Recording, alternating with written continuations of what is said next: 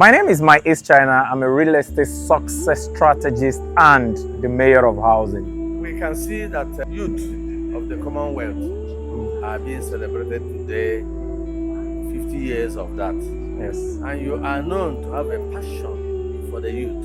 Now we're talking about Commonwealth. Is there a connection?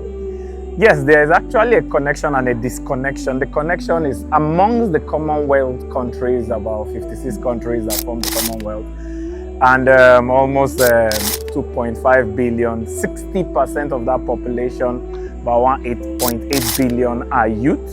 And the same demograph holds true for the over 200 million Nigerians.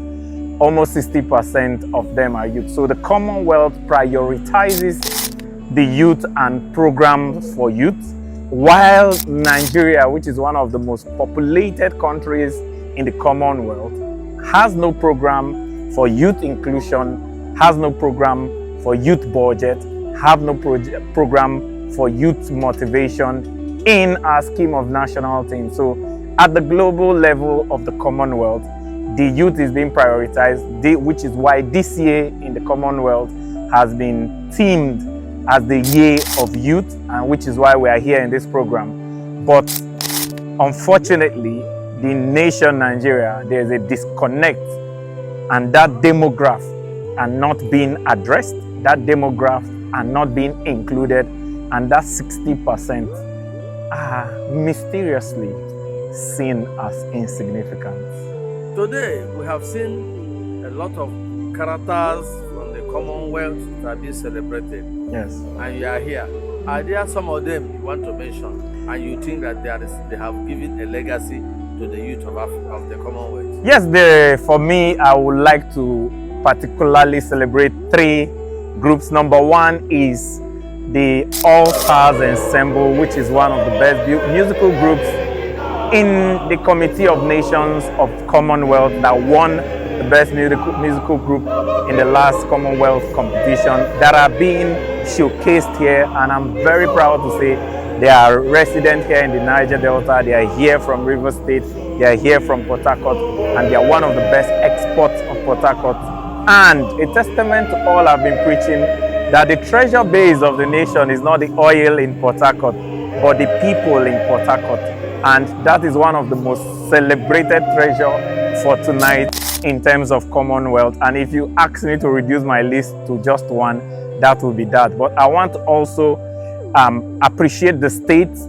It's the providence and the auspiciousness of Rivers State. In this year of youth, we have a youthful governor. In this year of youth, we have the youngest speaker that has ever been a speaker in the House of Assembly. In this year of youth, we have a recent retinue of youth that have taken over the government structure in the state.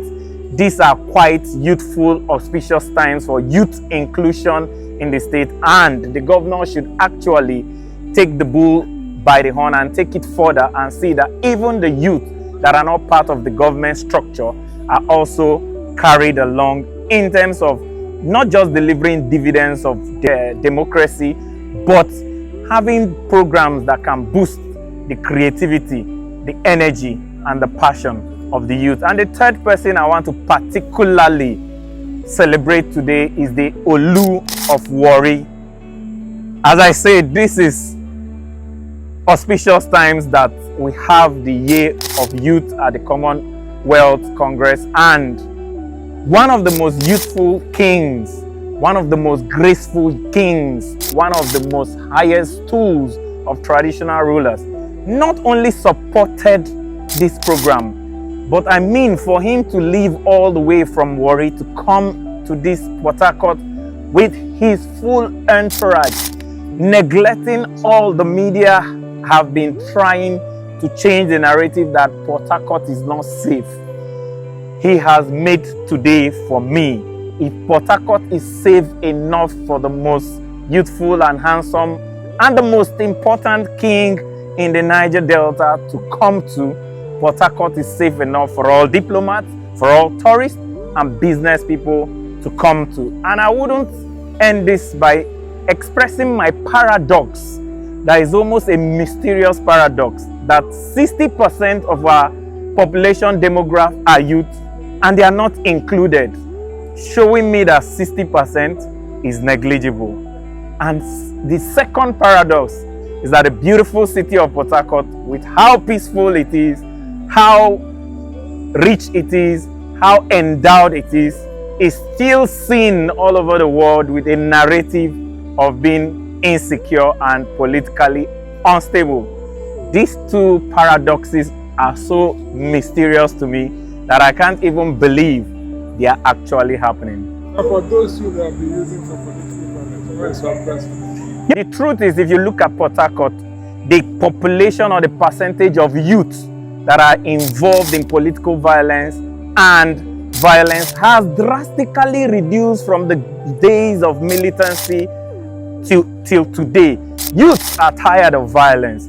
Youth are tired of unemployment. Youth are tired of crime.